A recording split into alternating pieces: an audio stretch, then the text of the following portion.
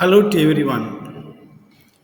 This video I am going to talk about the ERP, that is Enterprise Resource Planning.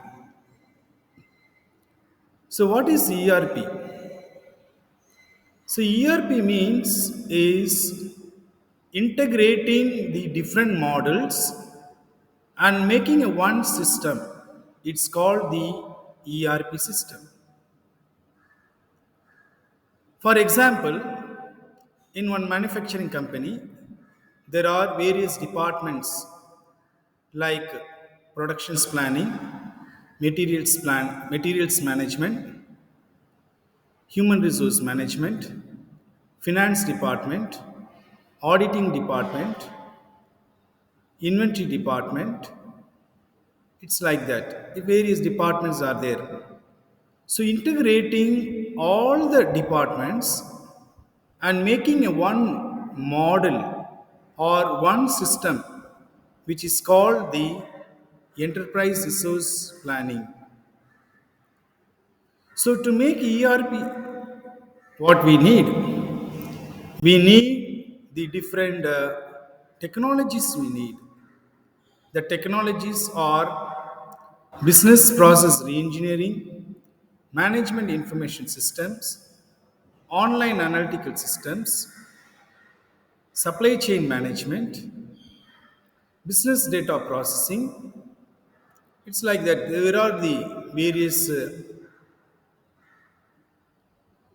technologies need. We can also add data mining, data mart, data warehousing, and other artificial intelligence also we can incorporate here to make to enable the enterprise resource planning systems. If we have the ERP systems, it is easy to manage technically, which is very transparent for every organizations to control and to functions very well. To perform the different technologies, we should understand about the computer languages. The computer languages may be the scientific languages, business purpose languages, or the general purpose languages. And these languages may be having the different codings, and different codings can be are all in the form of again the different